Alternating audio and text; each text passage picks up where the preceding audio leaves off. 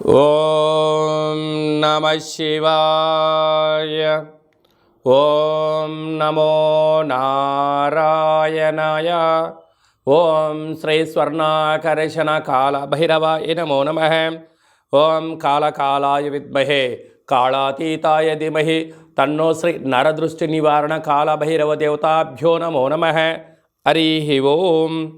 మా ఛానల్కి స్వాగతం. చూస్తున్న వీక్షకులకు, ప్రేక్షకులకు, ప్రియ కాళభైరవ భగవద్బంధులకి స్వాగతం పలుకుతూ మమ్మల్ని ఎంతగానో ఆదరిస్తూ ఉండబడినటువంటి ప్రియ సోదరీమణులకు, సనాతన ధర్మ సంరక్షకులకి అందరికీ కూడా తెలుగు ఉగాది పండుగ శుభాకాంక్షలు.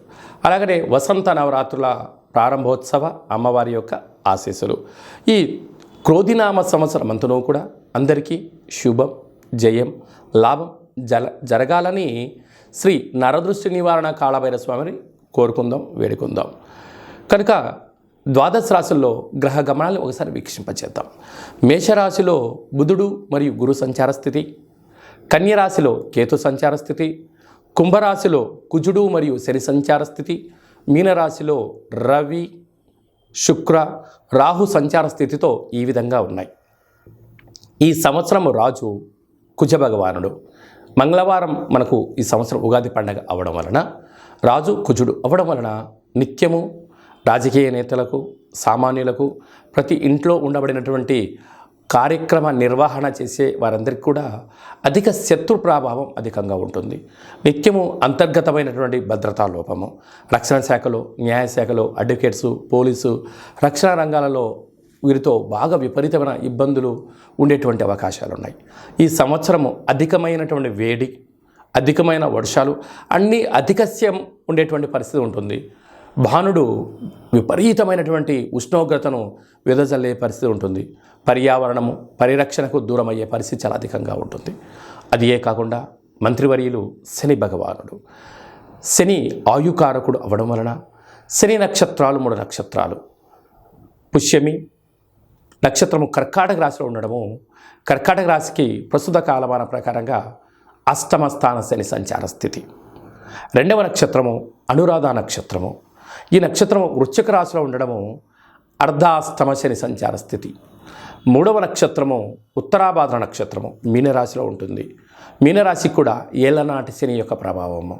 అంటే శని భగవానుని యొక్క తీవ్రత ఈ సంవత్సరము చాలా అధికంగా ఉంటుంది. మంత్రివర్యులు అవ్వడం వలన రాజు ఆజ్ఞాపిస్తాడు, మంత్రి పరిపాలన అధ్యక్షత నిర్వహణ చూస్తాడు. కనుక ఈ సంవత్సరము అనేక రకాలమైనటువంటి వ్యాధులు, ఇబ్బందులు, చోర భయం, తస్కరణ భయం, నదీ ప్రయాణాలు, అగ్ని ప్రమాదాలు, అనేకమైనటువంటి స్వయం కృప అపరాధంతో జరిగే పరిస్థితి చాలా అధికంగా ఉంటుంది.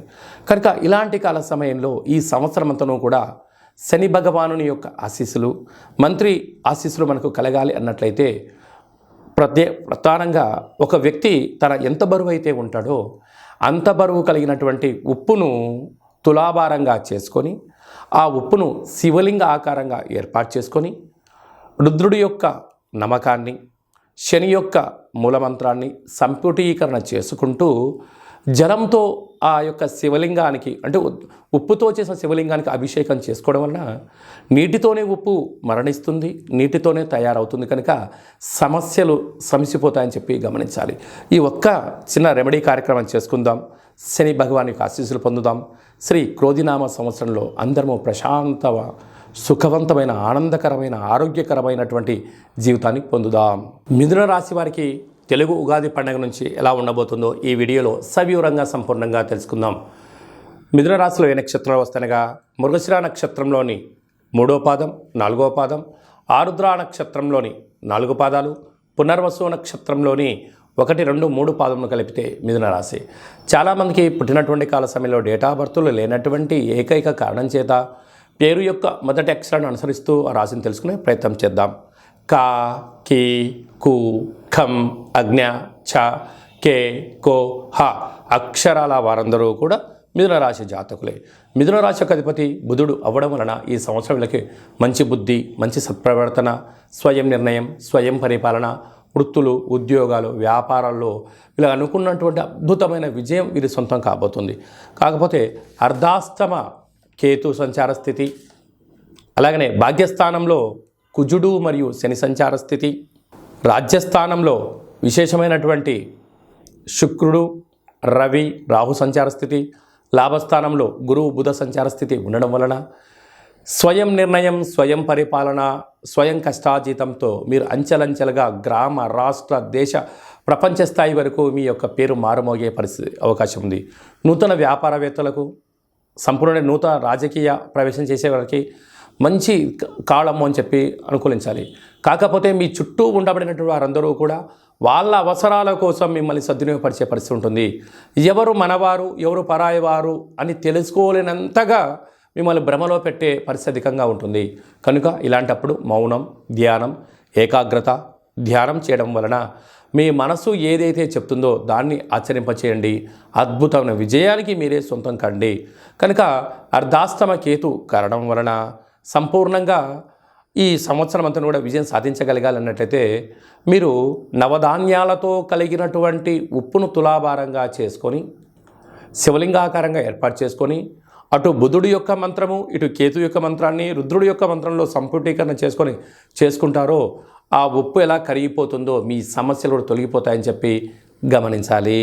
ఈ సంవత్సరము ఇంకనూ మనం విజయం సాధించగలగాలి అన్నట్లయితే రాజు కుజుడు అవ్వడం వలన మనకు వీలైనంత వరకు ఒక్కొక్క నెలలో 4 మంగళవారాలు ఉంటాయి.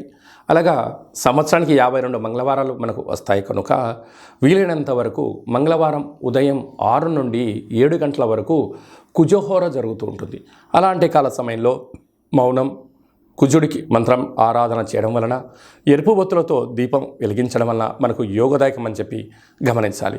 అలాగా రుణ సమస్యలు, రోగ సమస్యలు, కోర్టు సమస్యలు, అలాగా రక్షణ శాఖతో నిత్యము వాహన ప్రమాదాలు లాంటివి జరుగుతూ ఉన్నట్టయితే ఒక మంగళవారం పూట అంటే మాసంలో ఒక్కరోజు ఒక ఎరుపు క్లాతులో ఒక దోషుడు అన్నాన్ని వండి అందులో పోసి, ఒక దోషుడు కుంకుమను పోసి ఎర్రగా ముద్ద కట్టి వాటిపైన 7 ఎర్రటి ఒత్తులు వెలిగించి దిష్టి తీసి ప్రవహించే నీటిలో కానీ తెల్లజిల్లెడు వృక్షం మొదల్లో వేయడం వలన అంగారకుడి యొక్క ఆశీస్సులు కలిగి రుణ సమస్యలు, రోగ సమస్యలు, కుజ సమస్యలు, సంతానం లేని సమస్యలు తొలగి అన్నింటా విజయం కలిగి అంగారకుడి యొక్క ఆశీస్సులు ఉంటాయని చెప్పి గమనించాలి.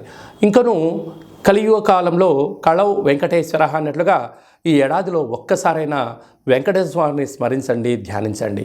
అలాగనే కాళభైరవ స్వామి యొక్క మంత్రాన్ని, కాళభైరవ స్వామి యొక్క కూష్మాండ దీపాన్ని, కాళభైరవ స్వామి యొక్క అక్షయ పాత్రను, అలాగనే కాళభైరవ స్వామి యొక్క డాలర్ని మెడలో ధరించడం వల్ల కాలం మీకు అనుకూలంగా ఉంటుందని చెప్పి గమనించాలి.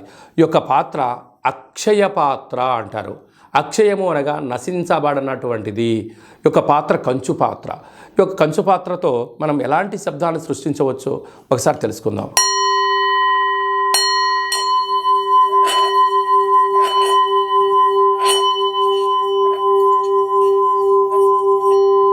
ఈ యొక్క ఓంకార శబ్దాన్ని ప్రతిరోజు ఉదయం స్నానం చేసిన తర్వాత 2 అగరబత్తులు వెలిగించి తిప్పి మీ మనసులో ఏదైతే కోరిక ఉందో 12 సార్లు కోరుకున్నట్లయితే సత్వరమే విజయం మీ సొంతమవుతుంది. ఇంట్లో ఉండబడినటువంటి నరదృష్టి తొలగిపోవడం, ఇంట్లో ఉండబడిన జ్యేష్ఠాదేవి బయటికి వెళ్ళడం, బయట గ్రామంలో సంచరిస్తూ ఉండబడినటువంటి ధనలక్ష్మీదేవి గళ్ళు మంటూ మన ఇంటికి వస్తూ సిరుల సంపదకు మనమే కేంద్ర బిందులు అవుతామని చెప్పి గమనించాలి. ఈ అక్షయపాత్రతో పాటు ఒక కాళభైరవ స్వామి యొక్క పిరమిడు, డాలరు, కంకణము, అలాగే మీకు కాళభైరవ హోమాన్ని మీకోసమే ప్రత్యేకంగా చేయించి మీకు వాట్సాప్ కాల్ ద్వారా ప్రత్యక్ష ప్రసారంగా చూపించి అందజేయడం జరుగుతుంది. కనుక అక్షయపాత్రను సొంతం చేసుకుందాం. సకల భూత ప్రేత పిచాచ బ్రహ్మర యక్షర యమదూత శాకిని డాకిని గ్రహ దోషాలు తొలగించుకుందాం. తంత్ర ప్రయోగాలకు దూరంగా ఉందాం. ఐశ్వర్యానికి స్వాగతం పలుకుతాం. అదే కాకుండా ఇంకనూ మనం విజయం సాధించగలగాలి అన్నట్లయితే మన యొక్క దేవాలయంలో నిత్యము 4 మంగళవారాలు, 4 శనివారాలు, అష్టమి, పూర్ణిమ, బహుళాష్టమి, అమావాస్య తిథులందున కాళభైరవ హోమం జరుగుతూ ఉంటుంది. కనుక ఆసక్తి గలవారు ఈ కిందనేమను సంప్రదించి మీరు అక్షయపాత్రను సొంతం చేసుకోగలరు. కాళభైరవ పూజా కార్యక్రమంలో కూడా పాల్గొన్నారు. మీ వ్యక్తిగత జాతకం తెలుసుకోవాలనుకుంటున్నారా? మీ పేరు, పుట్టినటువంటి తేదీ, నెల, సంవత్సరం, సమయాన్ని వ్రాసి మీరు పంపించగలిగినట్లయితే 100 సంవత్సరాల జాతకాన్ని సంపూర్ణంగా వ్రాసి పంపించి మీరు పుట్టినప్పుడు గ్రహ గమనాలు ఎలా ఉన్నాయి, ప్రస్తుతం ఎలా ఉన్నాయి, రాబోయే కాలంలో ఎలా ఉండబోతున్నాయో సవివరంగా సంపూర్ణంగా మీకు తెలియజేయడం జరుగుతుంది. అలాగనే చాలామందికి డేటా బర్త్లు లేనటువంటి కారణం వలన మీ పేరు యొక్క మొదటి అక్షరాన్ని అనుసరిస్తూ అలాగనే మీ యొక్క ముఖ కవళికలు ఒక ఫోటో పంపించగలిగినట్లయితే మీ కుడి చేయిని ఎడమ చేయిని ఫోటో తీసి పంపించినట్లయితే హస్త సాముద్రికం ద్వారా కాళభైరవ ఉపాసన చేత రమణ శాస్త్రం ద్వారా గవ్వలు వేసి భూత భవిష్యత్ వర్తమానాన్ని తెలియజేయడం జరుగుతుంది. ఆధ్యాత్మికమైన సలహాలు సూచనలు ఇస్తూ మీరు అన్నింటా విజయం సాధించేంత వరకు మన యొక్క కాళభైరవ స్వామి యొక్క దేవాలయంలో నిత్యము మీ గోత్రనామాలతో అర్చన అభిషేక హోమ కార్యక్రమాలు చేయించడం జరుగుతుంది. కనుక ఆసక్తి గలవారు ఈ కింది నెంబర్ని సంప్రదించి వాట్సాప్ ద్వారా కానీ ఆన్లైన్ ద్వారా కానీ ఆఫ్లైన్ కానీ సంప్రదించి అపాయింట్మెంట్ తీసుకొని సంప్రదించగలరు. అలాగనే మీ అబ్బాయికి కానీ మీ అమ్మాయికి కానీ ఎంత ప్రయత్నం చేసినా వివాహం కుదుట పడట్లేదా, అనుకున్న సంబంధం రావడం లేదా అనుకున్న పరిస్థితుల్లో అబ్బాయి యొక్క జాతకంలో ఎలాంటి యోగాలు ఉన్నాయి, ఎలాంటి దోషాలు ఉన్నాయి, ఎలాంటి అమ్మాయిని కానీ ఎలాంటి అబ్బాయిని తెచ్చుకోవడంలో యోగాలు కలుగుతున్నాయో మీకు సవివరంగా గ్రహమైత్రి జాతి ఆ యొక్క పాదాలను సవివరంగా కూడా తెలియజేయడం జరుగుతుంది. అలాగే తరచూ భార్యాభర్తలు ఇంట్లో గొడవ పడుతున్నారా, ఎందుకు గొడవ పడుతున్నారు, వారి యొక్క పేర్లో ఏమైనా స్వల్పమైన మార్పులు చేయాలా, అలా తినే ఆహారంలో కానీ వేసుకునే వస్త్రాల్లో కానీ ఇంట్లో స్వల్పమైనటువంటి మంత్ర సాధన వల్ల చేయడం వలన ఆ భార్యాభర్తలు పార్వతీ పరమేశ్వరుల రూపంగా ఆ జన్మాంతము ఆయురారోగ్యాలు ఉండడానికి సలహాలు సూచనలు కూడా ఇవ్వడం జరుగుతుంది. మీకు అబ్బాయి కానీ అమ్మాయి కానీ పుట్టినట్టయితే వారి యొక్క పేర్లు తిథి ప్రకారంగా, వారం ప్రకారంగా, నక్షత్ర ప్రకారంగా ఎలాంటి ఆధ్యాత్మిక నామాలు పెట్టుకోవాలో కూడా మీకు తెలియజేయడం జరుగుతుంది. అందరికీ ఈ క్రోధినామ సంవత్సరంలో సర్వత్రా శుభం జయం లాభం జరగాలని కోరుకుంటూ ఆశీర్వచనం. ఓం శతమానం భవతి శతాయు పురుష సతేంద్రియ ఆయుష్యేవేంద్రియే ప్రతిష్టతి ధనం ధాన్యం బహుపుత్రలాభం శత సంవత్సరం దీర్ఘమాయు సర్వే జనా సుఖినో భవంతు లోకా సమస్తా సుఖినో భవంతు సర్వం నరదృష్టి నివారణ కాళభైరవ దేవతార్పణమస్తు. ఈ వీడియో మీకు నచ్చినట్టయితే లైక్ చేయండి, షేర్ చేయండి, మా ఛానల్ని సబ్స్క్రైబ్ చేసుకోండి. మేము చేస్తున్న వీడియోలు ఆధ్యాత్మిక వీడియోలు అందరికన్నా మొట్టమొదటిసారిగా మీరే చూడాలి అనుకుంటున్నట్టయితే గంట సింబల్ని ప్రెస్ చేయండి, ఆల్ అనే బటన్ తెలియచేయండి. ఈ ఆధ్యాత్మిక భక్తి సమాచారాన్ని మీరు ఎవరి క్షేమాన్ని అయితే కోరుకుంటున్నారో అంటే మీ క్షేమాన్ని ఎవరైతే కోరుకుంటున్నారో వారికి ఫార్వర్డ్ చేసి భగవంతుడి యొక్క ఆశీస్సులు పొందగలరు.